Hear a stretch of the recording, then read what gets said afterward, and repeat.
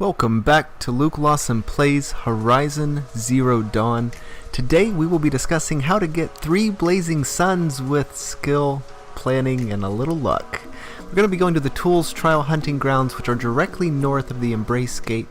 Once you get to this location, you will find the bearded bouffant hunter leader atop a cliff by the campfire you can use as a save point. You will initially learn about some of the trials. Our first today will be the Logpile Trial. This one is going to require you to use a little bit of a high handling skill for your bow. You need an AoE effect slingshot, and you need to be ready to react to your targets. Once you finish the conversation with him, the trial itself will begin as soon as you hit the rope. As you can see here, the timer has begun, and we have a 2-minute countdown to receive our blazing sun. In this Logpile Trial, you'll need to be aware of that location right there. Those log piles themselves are scattered along the map. I would encourage you to walk the map prior to starting the event so you can get an idea of some of your targets and where their locations are. As you saw there, utilizing a regular arrow on an enemy only alerts a single enemy. You want to make sure you have something with an AoE effect, like with a slingshot that does that spark. It didn't affect any of the enemies specifically, but it got their attention enough to drive them out of their location. As you start seeing the enemies scurry, you're going to want to, watch out for the watcher, you're going to want to essentially keep an eye on where they're headed so that you can be ready to react. That high handling comes in very handy because it will allow you to draw your bow more quickly and hit the log piles more efficiently. If you're lucky enough to have them stay below them, your goal is just to tag as many log piles as possible, and you will see here in shortly over a minute I was able to obtain the blazing sun strictly based on being ready for the locations of those enemies when they decided to slow down. Once you climb the cliff and turn in to receive your reward, I would suggest a quick save just to prevent anything from going horribly wrong in case you have some accidents. When you're ready to start your next trial, I would suggest jumping on the Parts Alone trial.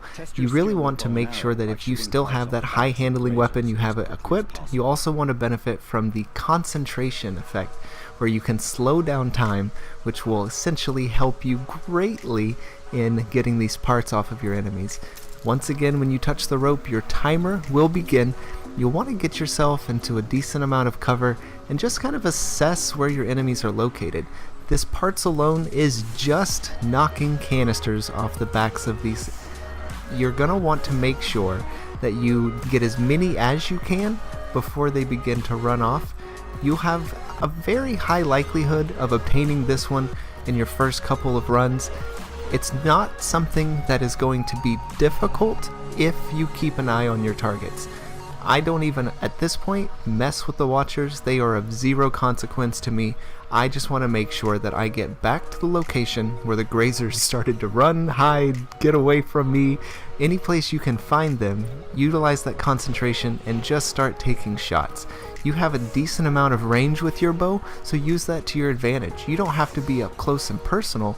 You just want to make sure that you're tagging as many targets as possible, as quickly as possible, so that you can get that timer. You can see here we are just at 1 minute and I require 2 additional canisters. If I get the opportunity, regardless of my location or the enemy's location, I'm going to take that shot in hopes that I'll have the ability to get the part knocked off. Something you'll see here is a lot of failure. As I continue to throw my arrows in the direction of the enemy, I start getting a little more nervous. I don't take time for the bow to fully draw, and that's when your arrows start doing that curve left, curve right, curve up mentality. I am so close to the time on this one that I literally, at almost, I would say the last second, toss an arrow in their direction, and with nothing but luck was able to obtain that final part directly at the end. Once again, you'll climb the cliff, receive your reward, and again I will recommend a quick save just in case you fall off and die. You want to make sure you keep those rewards. For the Blast Wire trial, you're going to need to own a tripcaster. You want to make sure you have blaze, and you want to make sure that you have your stuff set up before you engage your enemy. if you've gone through this area, you've gotten an idea so far of where some of these travel lanes are. They're kind of marked by these muddy looking rock paths. I'm just going to go through initially and set up a handful of tripwires throughout. And yeah, I didn't want that one, so I'm just going to let it go back into the pouch, so to speak. But you're going to want to set those up before you engage the grazers so that you almost have a trap. I mean, it's the ability to prepare for where you think they might go that's going to give you the added advantage. You need 6 total kills with your blast wire, so I'm going to go through currently I have the ability to carry 6 tripwires, so I'm going to set all of those up, and then I can make more if necessary as long as you're stocked up with blaze. It took me multiple attempts at this trial to obtain the blazing sun, so I went through numerous blast wires and a large amount of blaze because I had yet to unlock the ability to pick up unexploded blast wires. That was a skill that I definitely jumped on once I had the ability to, but at this point it did cause me to use a lot of extra material, and I just sucked it up, Buttercup, because I needed to get this blazing sun strictly for the the personal achievement, and it just felt nice. So as I've got my trap set, you then have the ability to just start going wild.